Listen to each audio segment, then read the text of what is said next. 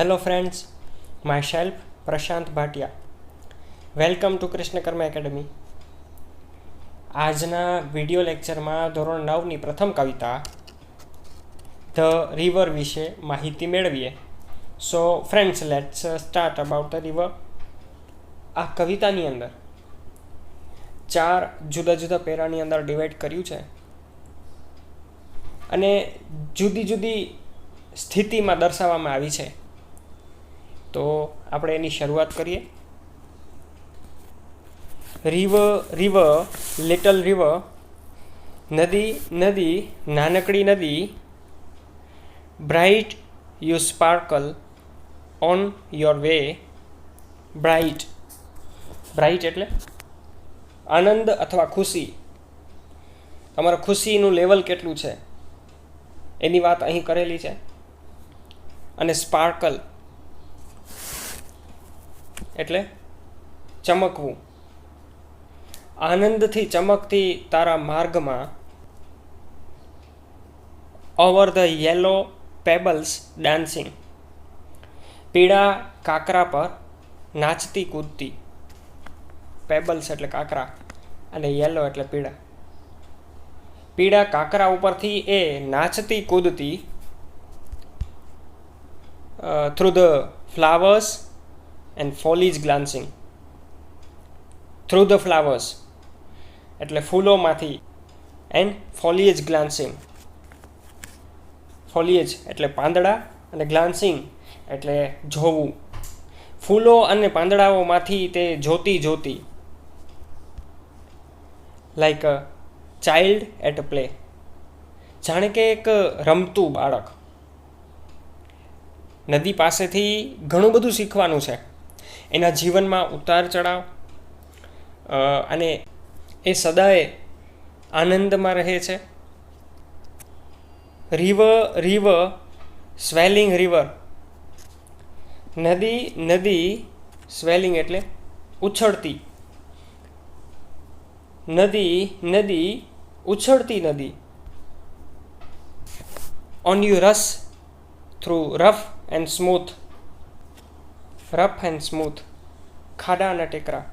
અને સ્મૂથ એટલે કે એકદમ સમતળ. Louder, faster, બ્રોલિંગ, લીપિંગ.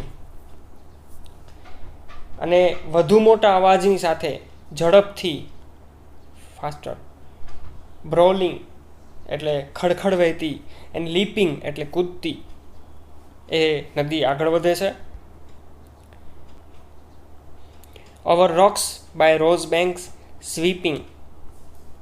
અને જાણે કે પથરાઓ ઉપર એ પસાર થતી અને કાંઠા ઉપર રોઝ બેન્ક્સ એટલે કાંઠા પરના ગુલાબની હારને એ સ્પર્શતી. સ્વીપિંગ એટલે ઝડપથી પસાર થતી. લાઈક ઇમ્પેટિયસ યુથ જાણે કે ઉન્મત્ત યૌવન. આ નાનકડી નદી પાસેથી આપણને ઘણું બધું શીખવા મળે છે. એના જીવનમાં ખાડા ટેકરા આવે છે, સમતળ રસ્તો પણ આવે છે. એ મોટા અવાજની સાથે જાય છે, એ ઝડપથી જાય છે, એ ખડખડ વહેતી જાય છે.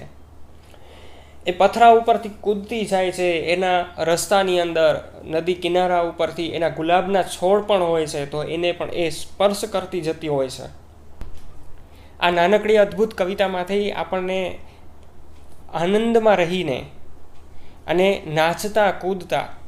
એ પછી રસ્તામાં પથ્થરો પણ આવે એટલે કે આપણા જીવનમાં દુઃખ પણ આવે. પછી રસ્તાની અંદર ગુલાબના છોડ પણ આવે એટલે કે નાની મોટી ખુશીઓ પણ આવે. તો પણ તમારે તમારી સ્થિતિ જે પણ છે એની અંદર રહી અને તમારે આગળ વધવાનું જ છે. એટલે આ બાબત તમને એક નદી પાસેથી શીખવા મળે છે.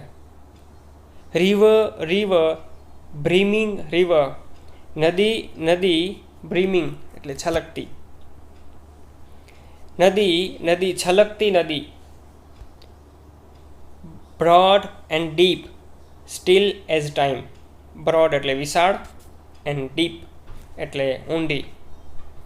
સ્ટીલ એઝ ટાઈમ અને સમયની જેમ એ સ્થિર. સ્ટીલ એટલે સ્થિર. સીમિંગ steel yet still in motion. Seeming still એટલે સ્થિર લાગે છે.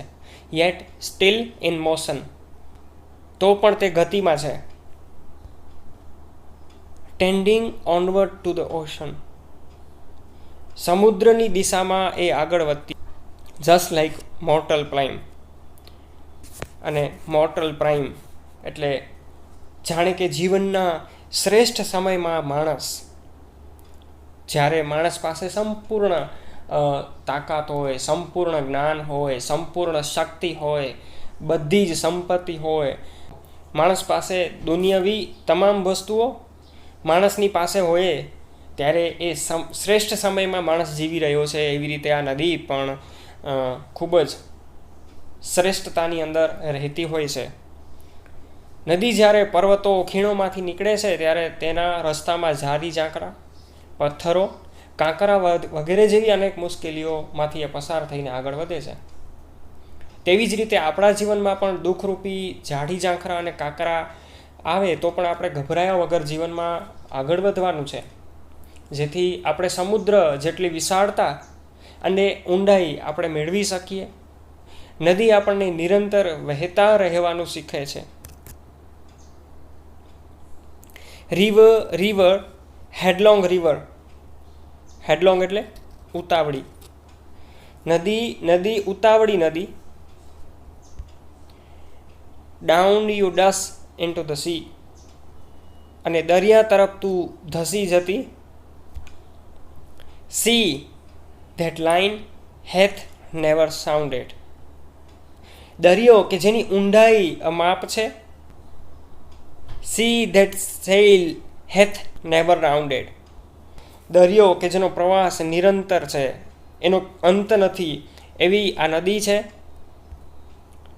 લાઈક એટર્નિટી, એટર્નિટી એટલે અનંતકાળ, એ અનંતકાળની જેમ એનો પ્રવાસ નિરંતર છે, એની ઊંડાઈ અમાપ છે. ઉતાવળી થઈ અને તું દરિયા તરફ ધસી જાય છે. અહીં નદીને પ્રથમ પેરેગ્રાફની અંદર બાળકની સાથે સરખાવ્યું છે. બીજા પેરેગ્રાફની અંદર ઇમ્પેટિયસ યુથ એટલે કે એક ગાંડપણ જેની અંદર છે એવા યુવાનની સાથે સરખાવ્યું છે. ત્રીજા પેરેગ્રાફની અંદર કવિતાને જીવનના શ્રેષ્ઠ સમયમાં જીવતા માણસની સાથે સરખાવ્યું છે.